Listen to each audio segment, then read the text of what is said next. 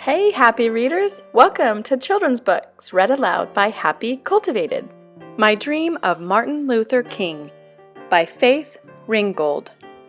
Click that subscribe button for more children's books.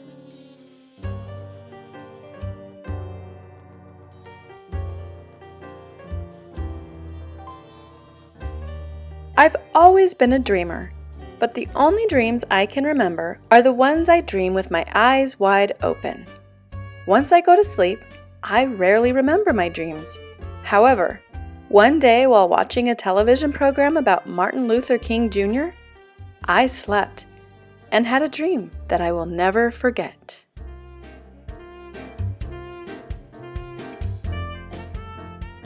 In my dream, Martin appeared first as a child in a place so huge that it encompassed the whole world and all its people. There were children and old folks, men and women of all colors, races, and religions. They carried bags containing their prejudice, hate, ignorance, violence, and fear, which they intended to trade for hope, freedom, peace, awareness, and love. Some people had bigger bags than others, but everybody had something to trade.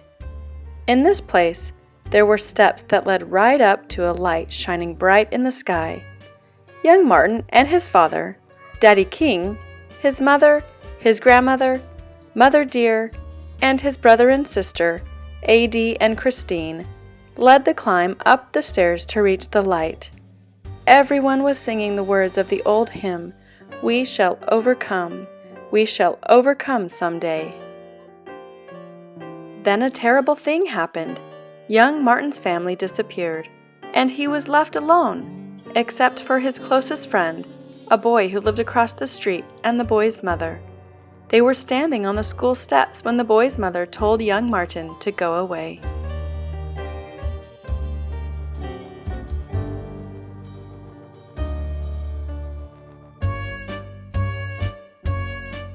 "This is a school for white children," she said.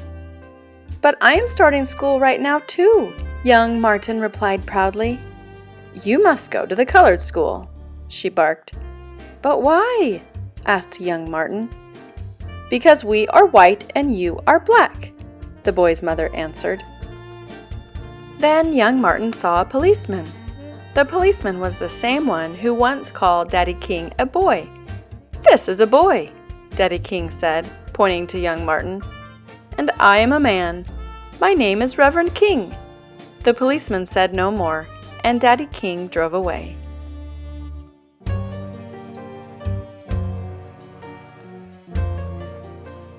But in my dream, young Martin was alone, and the policeman ran after him, swinging a club and yelling, "Halt, boy! Halt, boy!"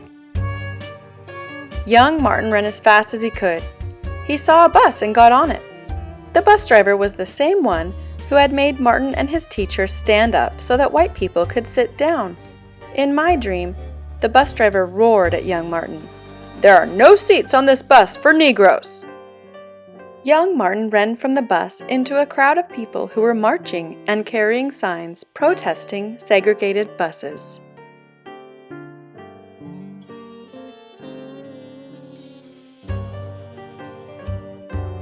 Young Martin was happy to read the signs calling for freedom and justice. Because these were problems facing his people, young Martin joined the demonstrators who were singing, "Ain't Gonna Let Nobody Turn Me Around." But then, police on horseback trampled the peaceful demonstrators, and police on foot turned water hoses on them, knocking them down. They attacked them with their dogs and beat them with cattle prods. Drenched, ragged and bleeding, the crowd stopped marching and singing. Young Martin and all the demonstrators were arrested and thrown into police wagons and taken to jail. While in jail, young Martin remembered what his mother had told him about slavery and lynching, and that, despite the bad treatment his people received, he was as good as anyone. Mother Dear came to get young Martin. She took him in her arms, and he told her about all the awful things that had happened to him, and asked her why. "Although you are only 6 years old, you can't accept the way things are. You want to find a way to change things. And you will, said Mother dear. But not now. Today is Sunday, and we are going to Sunday school and church. Daddy King will preach a sermon, and your mother will direct the choir, and you will sing Amazing Grace. In my dream, as young Martin sat in church that day listening to Daddy King preach, there appeared in front of him a very small but powerful holy man from India named Mahatma Gandhi. Gandhi told young Martin about the power of love to create change, and about how he had led more than 300 million of his people to freedom through peaceful resistance. Young Martin had found the answer to helping his people in Gandhi's teachings. Now Martin no longer appeared in my dream as a child, but as a minister of his own church with a beautiful wife and 4 children. Many people came to ask the great man to help them. The first was a woman who had been arrested for not giving up her seat on a bus to a white man. Her name was Rosa Parks. A large meeting was called to protest Rosa Parks' arrest.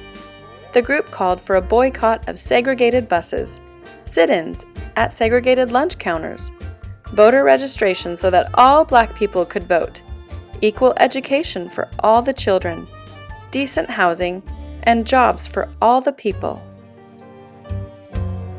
The group's name was the Southern Christian Leadership Conference, and King was its leader. He led his people to the nation's capital, where he spoke with such a powerfully resonant voice that everyone was deeply moved. I have a dream that one day this nation will rise up and live out the true meaning of its creed. King painted a picture of his dream, saying, I have a dream that one day on the red hills of Georgia, the sons of former slaves and the sons of former slave owners will be able to sit down together at the table of brotherhood. I have a dream today. In my dream, I could see King's 4 little children looking up at King's vision of a better world. And then King appeared in my dream with Black people and white people, sitting together on buses and eating at lunch counters and voting together, and with the children going to school together and living together, and King was very happy.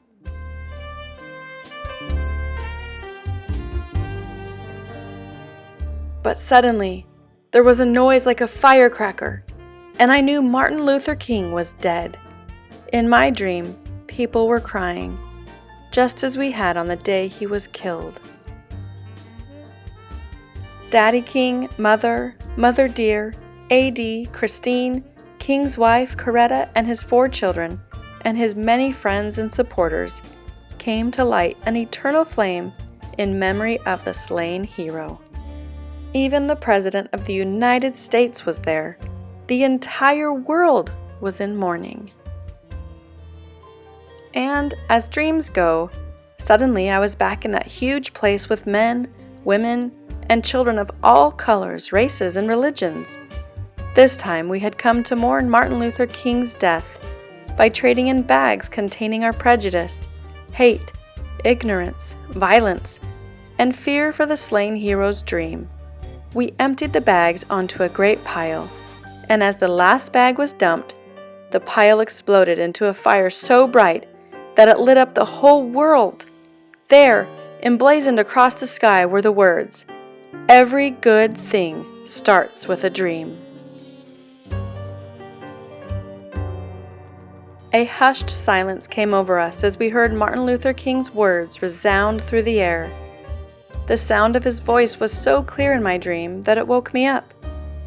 When I opened my eyes, King was there on the TV screen, and he was saying, "And he's allowed me to go up to the mountain, and I've looked over, and I've seen the promised land.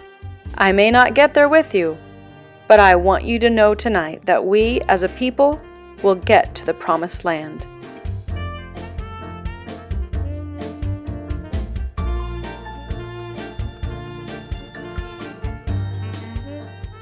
Thanks for reading with Happy Cultivated.